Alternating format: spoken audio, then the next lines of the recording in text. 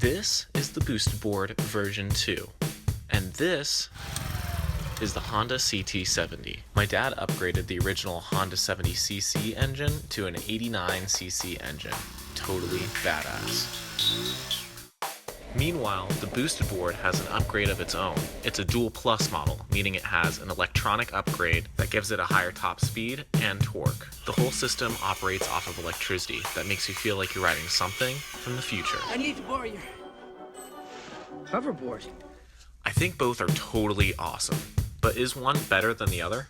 We wanted to find out, which is why we're racing old school versus new school.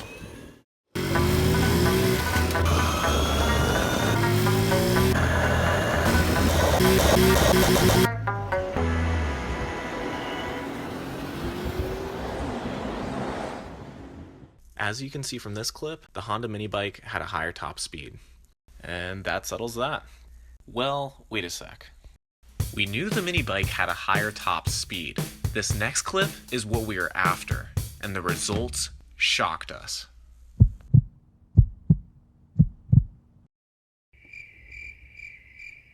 Did you see that? Odds are you probably missed it, but check it out from this side angle. The boosted board absolutely crushed the Mini Bike off the line time and time again. That is the difference between electric and gas. The torque is delivered instantly, and it was so cool to see it in person. It was time to up the stakes. We needed a race where my dad could take advantage of his top speed and I could take advantage of my torque. The result was a hill climb. We searched for the steepest hill, and this is what we found. An 8-degree slope, which translates to a 14-degree hill grade. The rules were simple. Start at the bottom and get to the top as fast as possible. The instant torque got me off the line faster, but my dad was catching up quick. He started passing me, but then he had to shift gears. That's not necessarily bad or good, but it comes at a price. And this diagram will help me illustrate my point.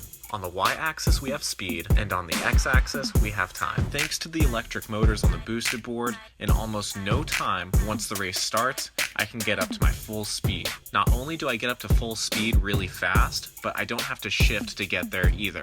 My dad, on the other hand, has to wait to receive the full power on his mini bike. But there is a drawback to not having gears. Once he shifts, he can go faster. What all of this translates to is a very close race.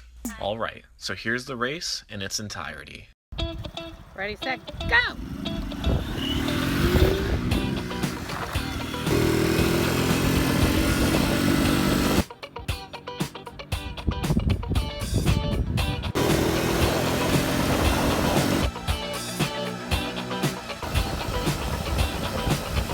We were neck and neck. And it ended up that way when we crossed the finish line too. You might have been able to tell by the fancy editing cuts that we did this race multiple times. Still, we had no luck. Sometimes he'd barely win, and sometimes I'd barely win. I wish I could tell you a definitive winner, but the challenge was just too even. Even so, for us, it was a great race.